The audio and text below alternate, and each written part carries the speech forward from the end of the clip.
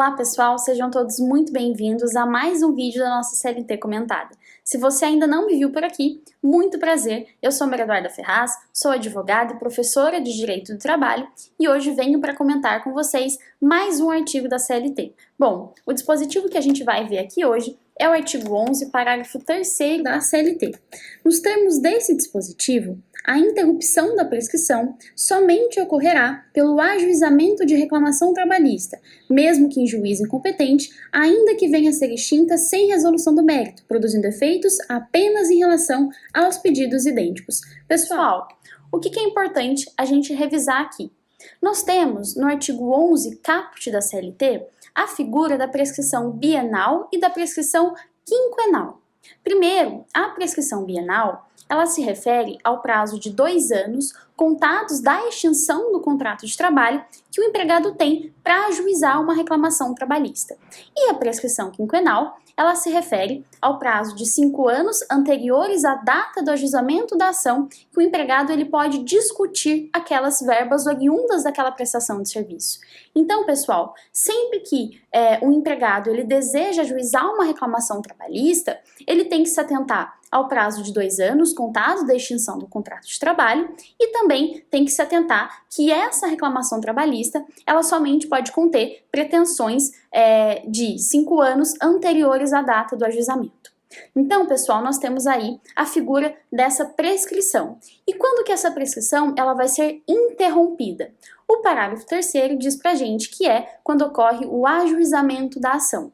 Ainda que essa ação ela seja distribuída em juízo competente e ainda que venha a ser extinta sem resolução de mérito. Então, pessoal, quando nós temos aqui uma reclamação trabalhista que foi distribuída por um juiz incompetente ou ainda que essa reclamação ela seja extinta sem resolução de mérito, também vai acontecer a interrupção da prescrição. Então, imaginem que eu tenho uma reclamação trabalhista extinta por inépcia da petição inicial. O simples fato de ter sido ajuizada a reclamação trabalhista já é suficiente para interromper a prescrição. Mas é importante, e o legislador faz essa ressalva, atentar que a prescrição intercorrente somente atinge os pedidos idênticos, então só vai produzir efeitos em relação aos pedidos idênticos. O que isso significa, pessoal? Que quando eu ajuizar uma reclamação trabalhista, eu somente vou ter a prescrição interrompida em relação aos pedidos constantes naquele petitório. Então, se eventualmente um reclamante ele traz na sua reclamação trabalhista o pedido de horas extras e adicional noturno, a interrupção atinge o pedido de horas extras e adicional noturno. Se eventualmente, passados 2 anos do contrato de trabalho, ele decide distribuir uma outra reclamação, pleiteando adicional de periculosidade, considerando que isso não foi interrompido pela prescrição, o pedido está prejudicado. Entendem, pessoal? Então, eu tenho aqui a interrupção em relação a pedidos idênticos. Se os pedidos não são idênticos, não há o que se falar em interrupção da prescrição. Agora, vamos dar uma olhada no que o doutrinador Maurício Godinho Delgado comenta sobre o artigo 11, parágrafo 3º da CLT. Vamos lá. A causa interruptiva mais relevante no direito do trabalho é a decorrente da propositura de ação judicial trabalhista. A jurisprudência trabalhista afirmou que a extinção do processo sem resolução de mérito não prejudica a interrupção prescricional efetuada com a propositura da ação.